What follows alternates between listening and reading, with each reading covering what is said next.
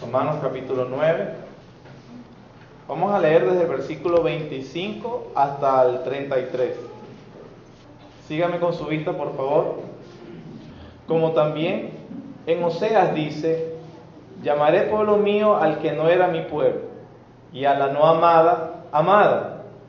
Y en el lugar donde se les dijo: vosotros no sois pueblo mío, allí serán llamados hijos del Dios viviente. También Isaías clama tocante a Israel: si fuera el número de los hijos de Israel como la arena del mar, tan solo el remanente será salvo. Porque el Señor ejecutará su sentencia sobre la tierra con justicia y con prontitud. Y como antes dijo Isaías: si el Señor de los ejércitos no nos hubiera dejado descendencia, como Sodoma habríamos venido a ser, y a Gomorra seríamos semejantes. ¿Qué pues diremos? ¿Que los gentiles que no iban tras la justicia han alcanzado la justicia, es decir, la justicia que es por fe? Lo hice como una pregunta, la justicia ¿qué pues diremos? Que los gentiles que no iban tras la justicia han alcanzado la justicia, es decir, la justicia que es por fe. Mas Israel, que iba tras una ley de justicia, no la alcanzó. ¿Por qué? Porque iban tras ellas no por fe, sino como por obras de la ley, pues tropezaron en la piedra de tropiezo, como está escrito: he aquí, pongo en Sión piedra de tropiezo y roca de caída, y el que creyere en él no será avergonzado.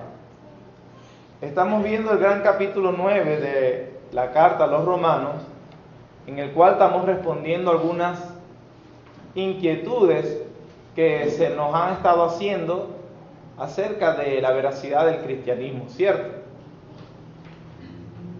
Hay algo también que tenemos que ver en esta sección, y es siempre, no solamente esta sección, sino que usted siempre debe colocar cualquier versículo, cualquier capítulo en el contexto donde está ubicado.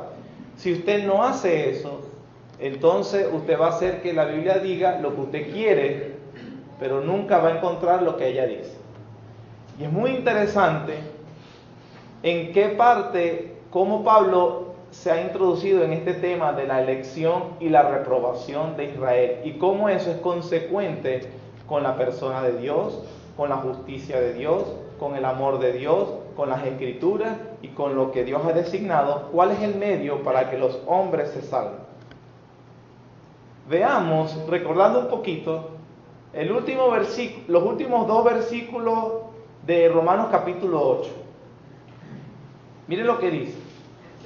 Cuando Pablo está en una nota de adoración a Dios por la seguridad que tiene en Cristo, él dice: por lo cual estoy seguro de que ni la muerte, ni la vida, ni ángeles, ni principados, ni potestades, ni lo presente, ni lo porvenir, ni lo alto, ni lo profundo, ni ninguna otra cosa creada nos podrá separar del amor de Dios que es en Cristo Jesús, Señor nuestro. Ese es el clímax del capítulo 8, como Pablo lo culmina en una doxología también, enumerando varias cosas que es imposible para él que lo separen del amor de Cristo. Ahora, aquí viene lo interesante. Él está adorando a Dios en un clímax porque Dios le asegura su unión y su amor, y en plena adoración de que Dios, estoy ligado y unido a ti por Cristo, mi unión con Cristo es mi plena seguridad, no hay absolutamente nada, ni fuerza, ni potencia espiritual, material, ni circunstancia, ni acontecimiento que me separe de tu amor. Yo te alabo por eso. Y en plena adoración, él cae inmediatamente diciendo en el versículo 1 de Romanos 9, verdad digo en Cristo, no miento, y mi conciencia me da testimonio en el Espíritu Santo, que tengo gran tristeza y continuo dolor en mi corazón, porque deseara yo mismo ser anatema, separado de Cristo por amor a mis hermanos, los que son mis parientes según la carne. Pablo está enumerándole o le ha estado diciendo algunas bendiciones y seguridad a los creyentes en Roma. ¿En qué está basada y en qué está fundamentada? Está adorando a Dios. Pero entonces en esa enseñanza pudiera surgir la pregunta, ok, me estás diciendo que el amor de Dios no falla, mi unión con Él no la desliga a cualquier cosa. ¿Y qué entonces del pueblo de Israel? ¿Quién se le menciona que es el pueblo de Dios? Si Dios no salvó a Israel, ¿por qué debería tener yo seguridad que me va a salvar a mí? No sé si me estoy explicando. ¿Está entendiendo el argumento? Pablo está hablando de seguridad y resulta que, pero podemos citar algo que nos está pasando, que no nos da seguridad. Israel no cree en Él. Entonces, hablando de eso, Pablo comienza a responder los 4 argumentos que dividimos, que la incredulidad general de Israel es consecuente con la persona de Dios. El primer argumento es que la incredulidad general de Israel es consecuente con la promesa de Dios. Eso lo vimos del versículo 6 al versículo 13. Por eso él empieza, no que la palabra de Dios haya fallado. Pablo ha estado diciendo, estamos seguros en Cristo. Pero ¿qué me dice de Israel? Ya va, un momento. No es que la palabra de Dios haya fallado. Todo esto es congruente y consecuente con Dios. En primer lugar, por su promesa. Y nosotros estuvimos viendo y respondiendo a que esa promesa no estaba dirigida a todo descendiente físico o todo linaje físico, étnico de Abraham, sino a la simiente espiritual, a los que son verdaderos hijos de Abraham o verdaderos hijos de Dios, eso es, aquellos que son hijos por la fe. Eso fue nuestro primer argumento.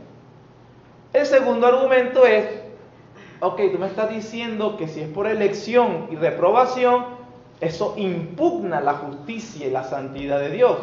Eso Pablo lo estuvo respondiendo desde el versículo 14 hasta el versículo 24. Lo estuvimos viendo acerca cuando el Señor dice, tendré misericordia del que yo tenga misericordia y me compadeceré del que yo me compadezca. Y eso lo dijo recordando aquel acontecimiento en Israel cuando todos de manera descarada y de manera cínica estaban violando el pacto con Dios, haciendo lo que se le había dicho expresamente que no hicieran, y de esa manera ninguno merecía su misericordia, ninguno merecía su favor, todos merecían morir, y que Dios a través de Moisés tuvo clemencia y ejecutó solamente 3,000 del pueblo. Pablo trae aquel acontecimiento para decirnos la elección y reprobación de Dios no es solamente una abstracción teológica para que nosotros muy cómodos digamos, hay electos y hay réprobos, así de simple y ya. No, tiene la razón es de avivar, de inflamar los afectos de nuestra alma para que veamos la misericordia de Dios, la clemencia de Dios, el favor inmerecido de Dios y la gracia de Dios, que todos los hombres realmente han pecado, como Él lo dejó claro en Romanos capítulo 3, y sin embargo Dios se reprime su ira, no la ejecuta sobre todos y deja un remanente para ser salvo. Eso fue la segunda razón. Hay una tercera razón que podemos decir, que nos pueden plantear, o que los judíos pueden plantear. La incredulidad general de Israel, me estás diciendo entonces, cuestiona la profecía de Dios, cuestiona las escrituras. ¿Por qué? Porque todo el Antiguo Testamento está escrito hablándole de una promesa a Dios, de las escrituras, la esperanza de las escrituras. Ahora tú me dices que eso ya no es verdad. Pablo retoma lo que vamos a ver el día de hoy, y veremos el cuarto punto si nos da tiempo también, de que no, la incredulidad general de Israel es también consecuente con la profecía y con la escritura. Y para eso él toma 2 citas. Cita a Oseas, un profeta que los teólogos llaman un profeta menor, y cita a Isaías, un profeta mayor, para demostrar que esa incredulidad general es consecuente con la profecía bíblica y por qué Jesús sigue siendo quien es, quien los cristianos dicen que es, y eso no contradice para nada las Escrituras. Hoy vamos a estar un poco teológicos en el razonamiento y un poco controversiales también, pero Dios mediante seremos edificados. Amén. Amén. Veamos en la primera cita que Pablo toma. Pablo entonces recurre a la profecía, habló de la promesa, habló de la elección, ahora él recurre a la profecía bíblica para demostrar la incredulidad general de Israel es consecuente con la profecía de Dios. Versículo 25. Como también en Oseas dice, llamaré pueblo mío al que no era mi pueblo, y a la no amada, amada. Y en el lugar donde se les dijo, allí serán, vosotros no sois pueblo mío, allí serán llamados hijos del Dios viviente. Esa primera cita que toma el apóstol Pablo. El libro de Oseas fue escrito unos años antes de la destrucción del reinado del norte por Asiria. Debemos ponernos en contexto para poder entender lo que está diciendo el apóstol Pablo. Recuerden que en un tiempo con David y Salomón, el reino de Israel era una sola nación. Luego de la muerte de Salomón, el hijo de David, hubo la ruptura, el reino se dividió. La parte del norte se le llamó Israel y la parte del sur se le llamó Judá. Los reyes del norte, todos fueron malos. Los reyes del sur, Judá, empezaron bien, pero después cayeron. En la historia del pueblo de Israel, vemos entonces que Dios juzga y extermina a la nación, o lo lleva en exilio, primero al reino del norte a través de Asiria. Para eso profetiza Oseas y profetiza Isaías también. Oseas, Isaías, Joel y Amós son contemporáneos. Eso es para que se ubique. Como el reino del sur, Judá, fue un poco más fiel en un tiempo a Dios, ellos permanecieron. Sin embargo, en los pocos años también desobedecieron a Dios y ellos después fueron llevados y destruidos por Babilonia. Pero primero fue el reinado del norte, a través de Asiria. Oseas precisamente profetiza al reinado del norte, hablándoles acerca, Israel estaba en una opulencia económica y política. O sea, estaban enriquecidos, estaban viviendo bien, tenían buena vida. Sin embargo, vivían totalmente a espaldas de Dios, sacrificaban a los Baales y había abandonado totalmente la ley de Dios. Dios envía a Oseas como un mensaje. Y es interesante la manera y la analogía que hace. Dios llama a Oseas y le dice que se case con Gomer, una mujer que no se tiene claro si ya era prostituta o después que se casó con él era prostituta. Hay un versículo clave en los primeros capítulos del libro de Oseas que dice que en aquel tiempo todo Israel iba de mal en peor. Es decir, de todas maneras, era muy difícil que Oseas consiguiera una mujer piadosa. El punto es que después que Oseas se casa con Gomer, como ya lo dije, comienza a vivir en adulterio. Y Dios trae esa analogía de la relación de Oseas con su esposa Gomer para hablar de que Israel, el norte, la nación del norte, recuérdense, era una adúltera espiritual y que se habían ido tras otros dioses y que habían ofendido a Dios por ser su marido. Ese es el contexto en el cual se desarrolla el juicio de Dios y el anuncio de Oseas para llamar al arrepentimiento a Israel, cosa que nunca hizo y terminó siendo devastada por los asirios. Oseas y Gomer, su esposa, tuvieron 3 hijos. Y Dios le dice a Oseas que le ponga unos nombres peculiares a estos hijos que significaban precisamente la relación o simbolizaban la relación que Dios tenía con Israel. Entonces, uno de los hijos, su nombre hebreo, significaba no amado. Y el tercer hijo se llamaba no pueblo mío.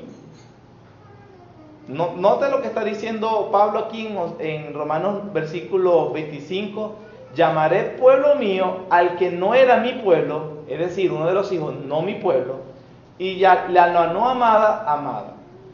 Si usted revisa el libro de Oseas, la profecía de Oseas, el Señor anuncia a través de Oseas: ustedes, con los hijos los nombres de los hijos que te nacieron, ustedes ahora no son mi pueblo. Y ustedes ahora no son mis amados, no son mis protegidos, porque no se arrepentían. Eso es parte del anuncio del juicio que le va a hacer Dios a Israel del norte, recuerda. Una peculiaridad de todos los profetas en el Antiguo Testamento, a pesar de la dureza y en la pecaminosidad de la nación, ya fuera del norte o ya fuera la del sur, era que a pesar del juicio que anunciaban y que ineludiblemente vino, ellos también dieron una consolación. El Señor también les dio una esperanza, y la esperanza era de la restauración que vendría después. Y obviamente eso apuntaba a la restauración más profunda, que era la venida del Mesías. Todos los profetas, a pesar de sus juicios severos que emitieron, Dios a través de ellos también les dijo que los iba a restaurar al perdón y eso. Por eso es que en el libro de Oseas se le dice a Israel a través de Oseas: ustedes, el primero dijo, no son ya mi pueblo, y ustedes ya no serán más mis amados. Pero luego en el mensaje que era de juicio, cuando viene el mensaje de restauración por el mismo Oseas, entonces el Señor le dice a través de Oseas: ahora, donde fueron llamados no pueblo, serán llamados mi pueblo. Y a los que se les dijo mis no amados, a ellos se les llamará mis amados. ¿Estamos entendiendo, mis hermanos? Eso es muy importante. Ahora, Pablo, hablando acerca de la elección y reprobación, cita a Oseas. ¿A qué se está refiriendo Pablo en este momento? ¿A quién? Una pregunta, si están conmigo. ¿A quién se refería Oseas cuando hizo estas profecías en aquel momento? ¿A quién? A Israel. A más nadie. Es un profeta enviado a Israel y se le llama a hacer el juicio, y también se le manda a hacer una consolación. Estas citas, estas palabras fueron pronunciadas primeramente por Oseas a Israel, a ninguna otra persona. De este punto aquí por eso le digo que íbamos a hablar un poco teológico, es que algunos intérpretes toman de que Israel étnico como nación, el Estado de Israel, el que conocemos hoy en día, que está allá en la guerra con Palestina, con los palestinos, algún día será salvo completamente. ¿Por qué? Porque Oseas profetizó aquello en aquel momento y Pablo lo repitió de nuevo aquí. Y como esa era una profecía solamente para Israel, entonces concluyen ellos: esa es una bendición de restauración de todo Israel. De manera que lo que se está haciendo ahorita es un paréntesis que Dios ha hecho para rescatar a los gentiles, la iglesia. Una vez que todos los gentiles entran, todo el mundo gentil entre, Dios cerrará ese paréntesis y volverá a su proyecto con Israel étnico, y todo Israel será salvo. Esa es la interpretación. De allí se basa esta interpretación.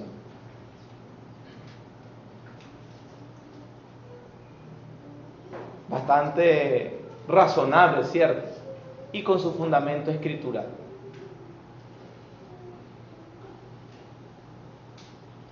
Yo quisiera decirle que eso no es lo que está diciendo el apóstol Pablo. Pero obviamente no se trata de lo que diga yo, sino que lo vamos a demostrar con la Biblia. Hay una nota que quiero hacer, es primera vez que creo que lo hago desde el púlpito, pero lo veo necesario.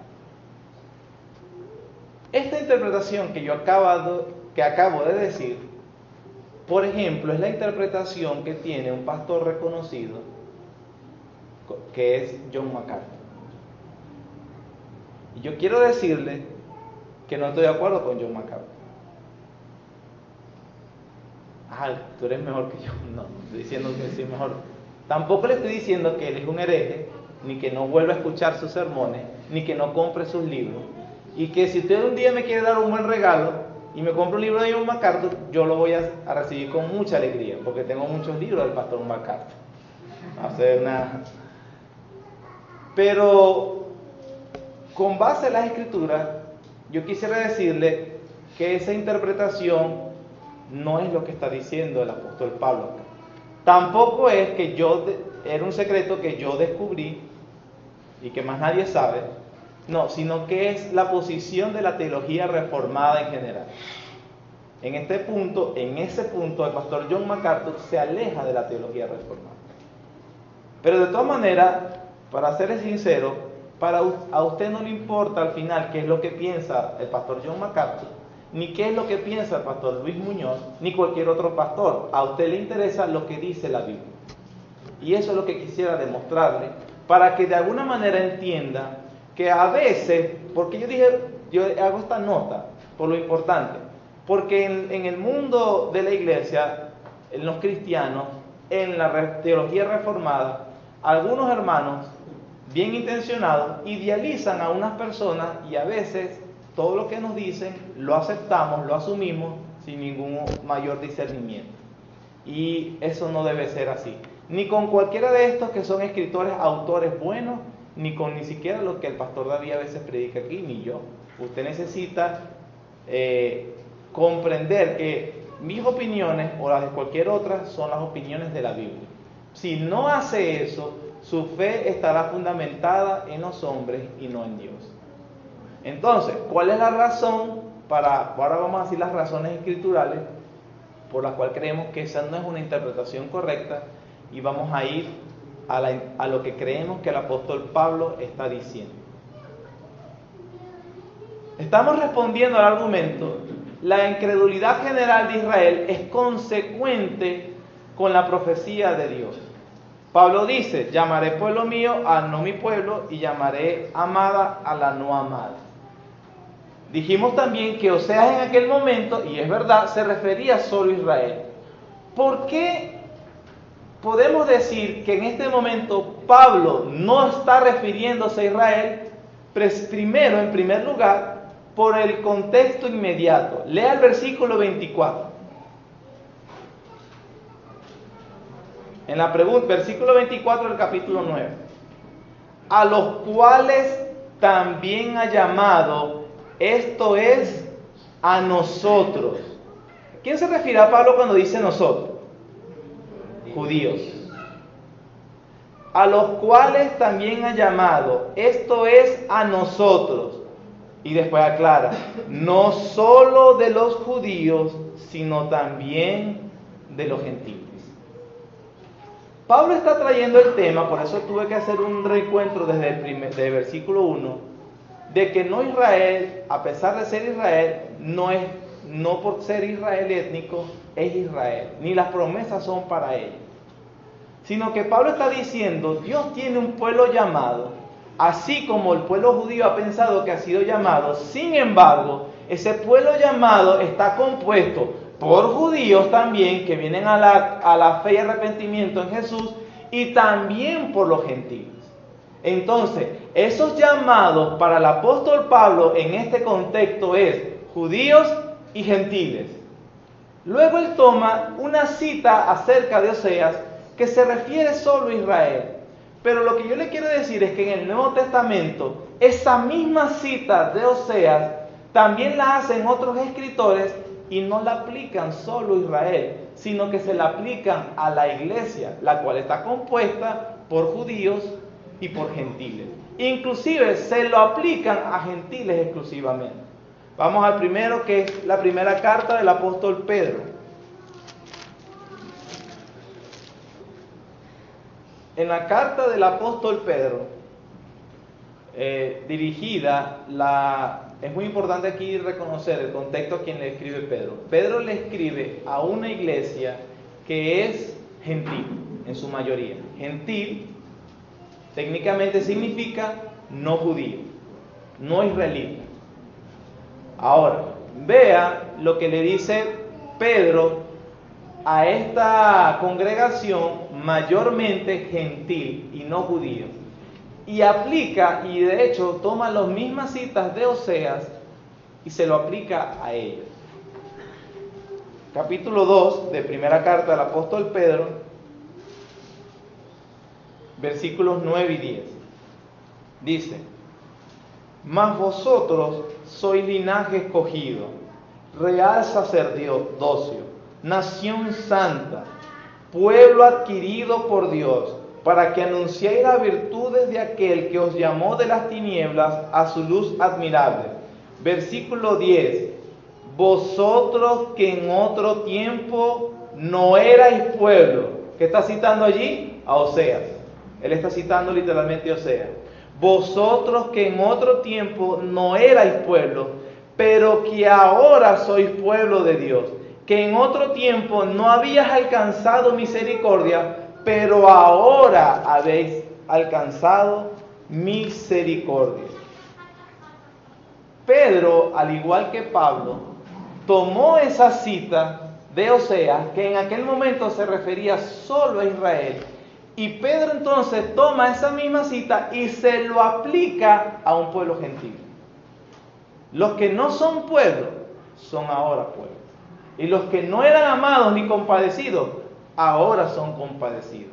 Aquel acontecimiento con Israel era simplemente un preludio, una señal que hablaba de las misericordias de Dios que eran para todos.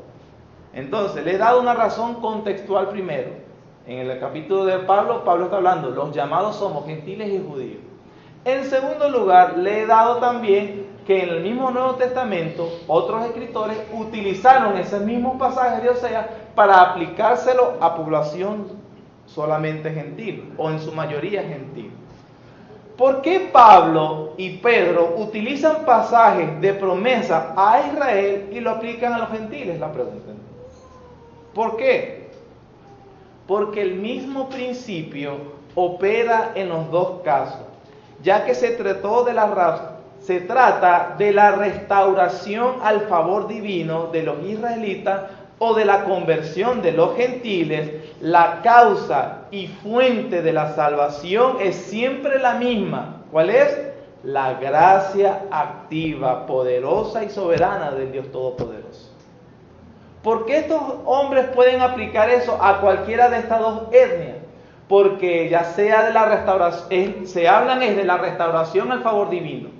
Ya sea judío o ya sea gentiles, la fuente y la causa es la misma, la gracia de Dios. Por eso ellos lo aplican.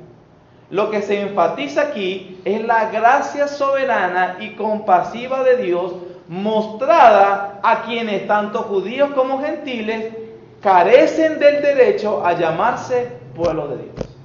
Porque ni los gentiles, ni un judío tiene derecho a llamarse pueblo de Dios. Y por eso Pablo puede usar esa cita y aplicárselo a los gentiles. Por eso Pedro usa también esa cita y se lo aplica a los gentiles. Esa es la primera razón, las primeras dos razones por las cuales creo que la interpretación más común no es correcta. Eso en primer lugar.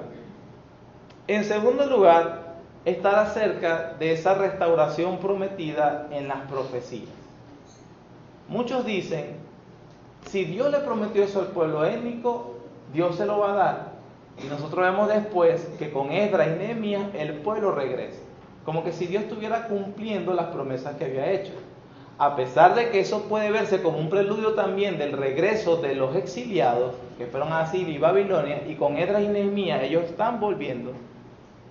Eso no es lo que tenía en mente ninguno de los profetas. ¿Por qué yo puedo decir eso? Porque la misma Biblia lo dice, que esa restauración era una restauración espiritual. Vamos a Isaías, donde precisamente se habla de estos acontecimientos. Isaías capítulo 10.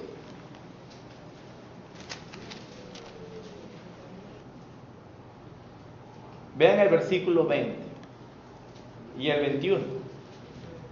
Acontecerá en aquel tiempo que los que hayan quedado de Israel y los que hayan quedado de la casa de Jacob nunca más se apoyarán en el que los hirió, sino que se apoyarán con verdad en Jehová, el Santo de Israel. Versículo 21. El remanente volverá, el remanente de Jacob volverá al Dios fuerte. Esa promesa de restauración al favor divino incluía la restauración espiritual también, la renovación del corazón. Ellos más nunca desconfiarían en Dios, estarían solamente en un amor y unión con Dios. Eso sucedió con el Israel étnico. Su incredulidad presente demuestra que no. Por eso podemos decir que lo que está prometido en los profetas no se refería al Israel étnico, sino al Israel espiritual, es decir, a su iglesia. Por eso los convertidos de hoy, que se les puede llamar el verdadero rey espiritual, ellos no confían en más nada, sino solo en Dios, porque es la promesa de la profecía. No solamente eso, los mismos profetas también anunciaron que esa bendición alcanzaría a los gentiles y no solo al Israel étnico. Isaías capítulo 25. Isaías capítulo 25, versículos 6 al 8. Y Jehová de los ejércitos hará en este monte a todos los pueblos banquete de manjares suculentos, banquetes de vinos refinados, de gruesos tuétanos y de vinos purificados. Y destruirá en este monte la cubierta con que están cubiertos todos los pueblos y el velo que envuelve a todas las naciones. Destruirá la muerte para siempre y enjugará Jehová, el Señor de toda lágrima, de todos los rostros, y quitará la afrenta de su pueblo en toda la tierra, porque Jehová lo ha dicho. Esa restauración prometida incluía también a los gentiles, según los mismos profetas. Jeremías capítulo 3. Jeremías capítulo 3, versículo 17. Dice: en aquel tiempo llamarán a Jerusalén trono de Jehová, y todas las naciones vendrán a ella en el nombre de Jehová en Jerusalén, ni andarán más tras la dureza de su malvado corazón. Una pregunta: ¿eso sucedió con la restauración del Israel étnico? No sucedió. De manera que les he dicho la razón contextual de que Pablo tiene en mente judíos y gentiles juntos. En segundo lugar, los mismos escritores del Nuevo Testamento utilizaron los pasajes de Oseas también para hablar de que esa era la restauración de gentiles. Y en tercer lugar, le he dicho acerca de las profecías de estos mismos profetas, tanto Isaías como Jeremías, de que esto también incluía a las naciones gentiles. Por eso es que Pablo puede decir en este punto de que la incredulidad general de Israel no invalida la profecía, porque él, citando a Oseas, dice, más bien confirma la profecía. Las naciones han venido. Las naciones vienen. Y evidencia de eso es que todos estamos aquí. La incredulidad general de Israel confirma la palabra de Dios, no la impugna en ese sentido. Amén. Amén. Esa es la primera razón. El segundo texto que usa el apóstol Pablo es de Isaías. Este es más contundente todavía. Versículos 27 del capítulo 9. También Isaías clama tocante a Israel: si fuere el número de los hijos de Israel como la arena del mar. ¿Por qué serían como la arena del mar? Pues Dios le prometió a Abraham que serían como la arena del mar. ¿Qué dice?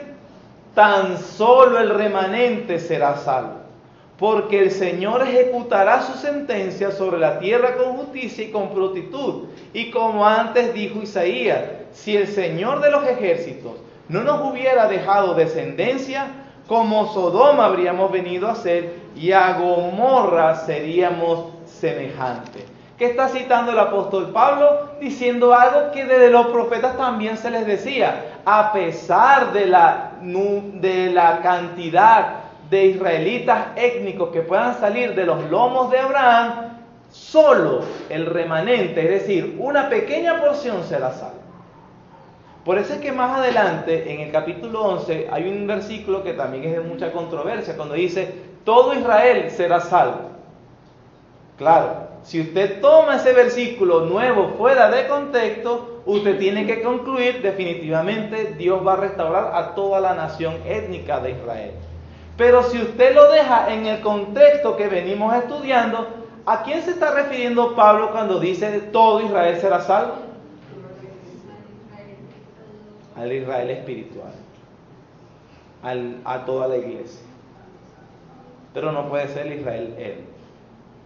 Esas son las razones contextuales, teológicas del Nuevo Testamento y Antiguo Testamentario, por qué creemos o por qué le estoy diciendo que la interpretación primera que le dije, aunque es la más común, no es la más correcta, ni la más precisa.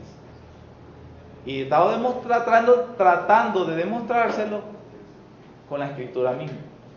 Porque Pablo en ese mismo contexto que cita la de Oseas, inmediatamente mete a Isaías.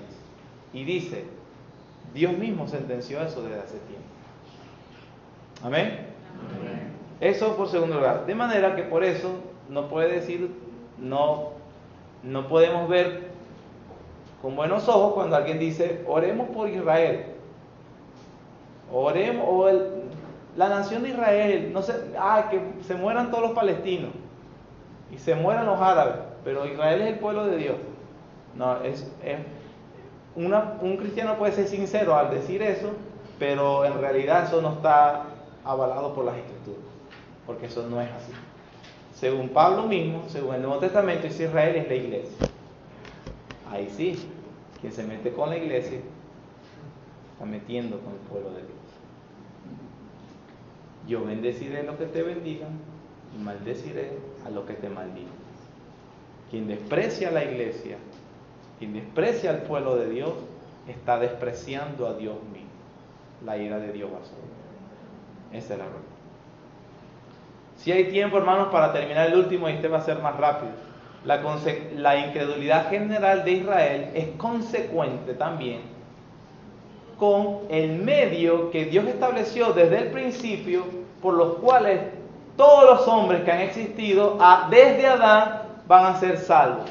¿Cuál es ese medio instrumental? La fe. Eso es lo que dice Pablo en el versículo 30. ¿Qué pues diremos? Que los gentiles que no iban tras la justicia han alcanzado la justicia, es decir, la justicia que es por fe. Mas Israel, que iba tras una ley de justicia, no la alcanzó. ¿Por qué? La razón, porque iban tras ella no por fe, sino por obras de la ley, pues tropezaron en la piedra de tropiezo, como está escrito nuevamente, he aquí pongo en Sión piedra de tropiezo y roca de caída, y el que creyere en él no será avergonzado. Una nota que se me pasó al principio que es interesante. Nosotros creemos en la inspiración plenaria de las Escrituras. Amén. ¿Qué significa eso? Que todas las palabras, todos los versículos fueron inspirados por el Espíritu Santo. Y que Pablo, escribiendo Romanos, toda la carta, y Romanos 9, está siendo inspirado por el Espíritu Santo, ¿cierto? ¿Usted ha contado, o lo dejo de tarea, cuántas citas hace Pablo del Antiguo Testamento? En el capítulo 9 nada más. Desde el versículo 6 está hablando de Israel, el llamado de Abraham, la descendencia, lo de Moisés, la escritura, Oseas, Isaías, todo, los salmos. ¿Qué nos dice eso? Que la inspiración del Espíritu Santo no está lejos de la Escritura. Pablo recurre a las Escrituras para decir lo que el Espíritu Santo quiere decir. Es un dato para que quería que tuviera en cuenta. Puede contar todas las citas y son muchísimas. Pero volviendo al tema, Pablo dice la conclusión. ¿Qué pues? ¿Hay injusticia en Dios? No hay injusticia. Porque a la final, desde el principio, todos fueron salvos por Cristo a través de la fe. El medio instrumental fue la fe. Adán obviamente tuvo que creer en la promesa de Génesis 3:15. Abel, por la fe, ofreció mejor sacrificio que Caín, y de allí todos los hombres que se han levantado simplemente han venido a Dios por la fe. El requisito previo es confianza. Decimos requisito previo porque la fe, ¿qué es? La fe no es nada, no es meritoria. La fe es una mano desnuda que se extiende para recibir lo que Dios ha dado, ofrece en Cristo. No puede decir, soy salvo por la fe. No, soy salvo por Cristo, por medio de la fe. Como el hombre que es rescatado de la ahogarse por una cuerda, no le va a dar gracias a la cuerda, le da gracias a quien nos sacó. Eso es la fe. La fe es meritoria.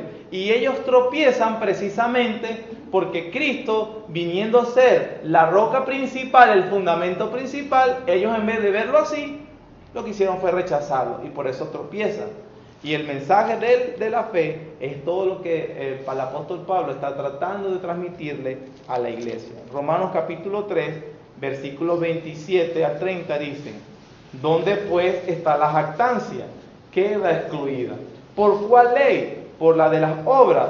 No, sino por la ley de la fe. Concluimos pues que el hombre es justificado por fe sin las obras de la ley. ¿Es Dios solamente Dios de los judíos? ¿No es también Dios de los gentiles? Ciertamente también de los gentiles, porque Dios es uno, y Él justificará por la fe a los de la circuncisión y por medio de lo de la fe a los de la incircuncisión. ¿Cuál va a ser el medio instrumental por el cual Dios justificará a todo ser humano? La fe. Es el tema del apóstol Pablo. Gálatas capítulo 3.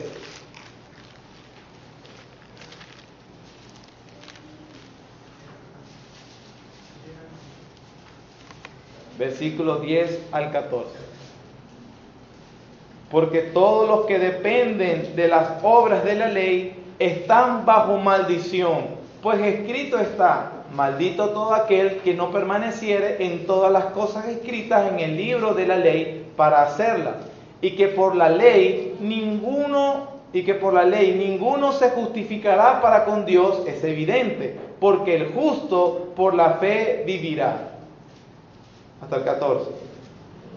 Y la ley no es de fe, sino que dice: el que hiciere estas cosas vivirá por ellas.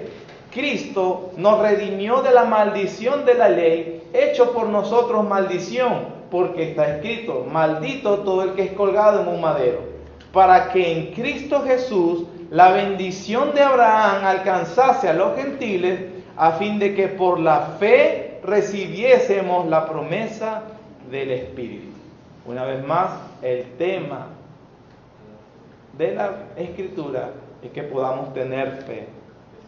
La ley, con su inexorable demanda de perfecto amor y obediencia, debió haber impulsado a cada israelita en ferviente oración, es decir: oh Dios, ten piedad de mí, pecador. Sin embargo, ellos dijeron: no, sí podemos, sí puedo obedecer a Dios. Y si fallo, bueno, soy hijo de Abraham. Entonces, esa arrogancia es precisamente lo que los condena. Esto tiene una enseñanza monumental para nosotros. Es que tú no puedes confiar en absolutamente nada que no sea Cristo. No puedes tener esperanza en nada. Si tú tienes esperanza en Cristo y tu religión, estás condenado. Si tú tienes esperanza en Cristo y en tu tradición, estás condenado. La Biblia dice: solo por medio de la fe, sola fide, solus Christus, solo a Dios sea la gloria. Bendito sea Dios que planteó el medio instrumental de confianza, de dejar, Señor, es entregarme y venir a ti bajo ningún mérito. No porque soy mejor que alguien, no porque doy dinero, no porque tengo mejores condiciones, es simplemente a través de la fe. Solo confío en lo que Cristo hizo en la cruz por mí. todo aquel que en Él creyere no será avergonzado. Amén. Con esto damos culminación al capítulo 9 y a nuestro sermón. Espero que en el Señor, cada vez que lo lea, pueda verlo y comprender y edificarse en la fe. Amén. Padre Celestial, gracias te damos, de verdad, porque Señor, tu palabra es clara. De nosotros es la corrupción, de nosotros es la confusión. Por eso ayúdanos, Dios mío, para que nosotros también al verla podamos crecer en esa fe, en la obra que hiciste a través de nuestro Señor Jesucristo. Dios el Hijo, hecho hombre, viviendo la vida que nosotros no podíamos vivir, y muriendo en la cruz y siendo resucitado al tercer día conforme a las Escrituras. Y Señor, nos arrojamos solo en confianza a lo que nos has dado a través de Él. Gracias, Señor, por nuestro bendito Salvador. Por favor, no nos permitas confundirnos. Si alguno de nosotros está autoengañado, tiene confianza en cualquier cosa, Señor, que no sea la fe, guárdanos, Señor, y cámbianos. Haznos verlo con claridad y permítenos, Señor, descansar solamente en lo que ha hecho Jesucristo en la muerte, sepultura y resurrección, para ser justificados delante de usted. Gracias, Señor, en el nombre de Jesús. Amén.